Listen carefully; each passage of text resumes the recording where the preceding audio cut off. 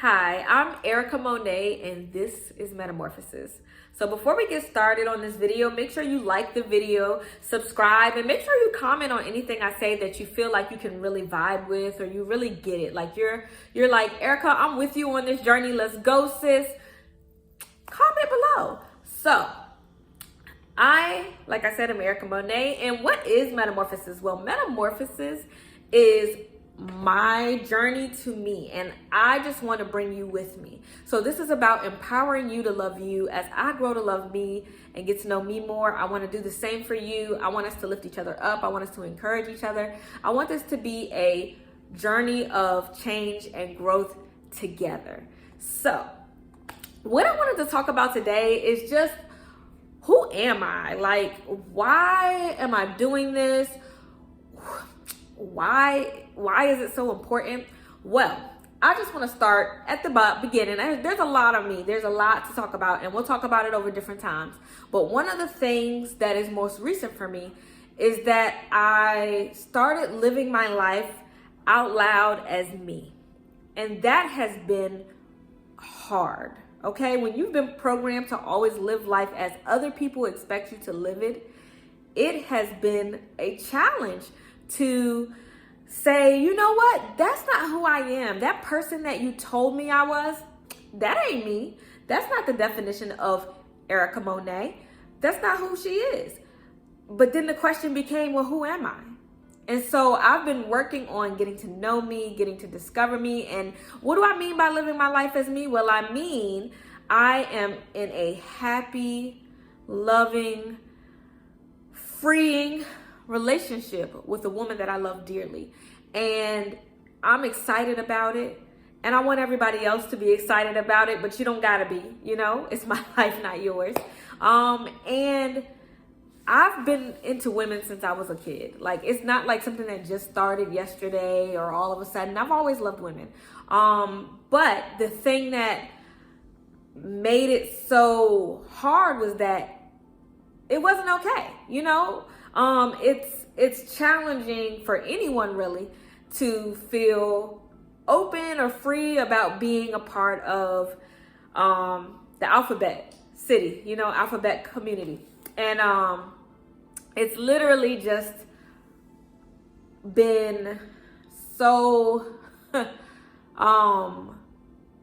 amazing to just live life as me. But for me, where my biggest challenge came was that I was scared. I grew up, of course, as a Black woman, a churched Black woman.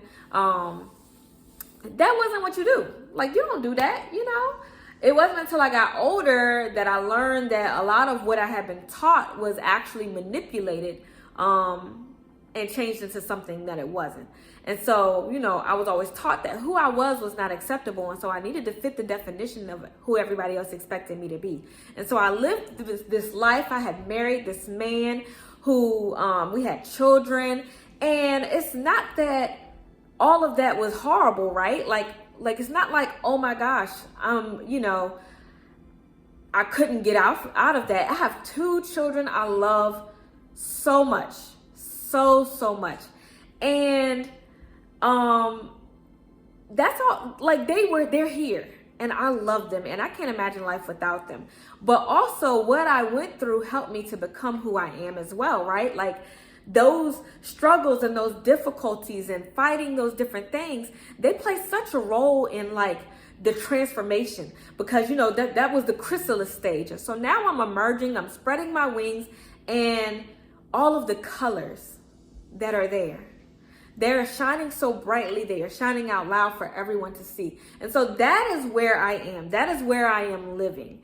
And I know I'm like sharing, but not sharing, but it's because I just want to be able to share my story over time and as I'm ready. But I felt like for right now, that's what I'm comfortable sharing with you.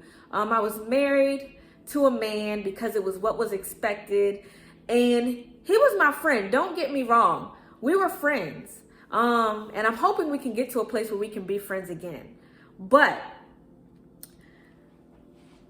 it wasn't really what I wanted. It was what I was told I should want. It was what I was told was the right thing to do. And I'm sure he has some of that same feeling, maybe not about about, you know, being with a woman, but just us getting married, because, you know, we had children, and there's just a lot that goes into that, you know.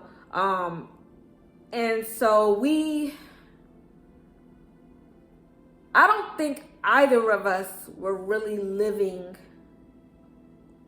a life for us. And yes, you shouldn't live your life neglecting everyone else, but if you aren't living your life in a way that you're happy and you're thriving in it, are you really living? Are you really even there? And I think that was like, I was numb.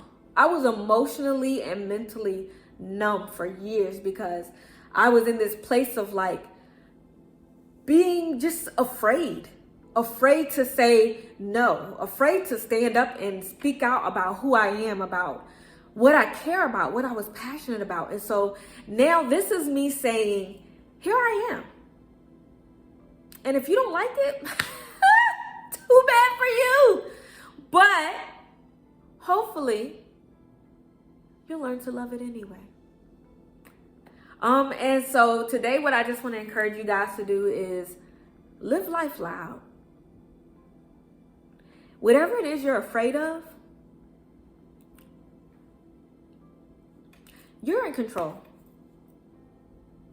You are in control. What are you going to do with it? What choices are you going to make? Now, don't lose your wisdom. Not a YOLO, okay? We don't do that. Yes, YOLO, which is why you need to pay attention to where you're going, because you only live life once. That's facts. But you can't live it for other people, and that's what I'm saying. So I want to challenge you to walk as you. Don't walk in the shoes that somebody gave you. Walk in yours. And that's it, people. Love you, and see you next week.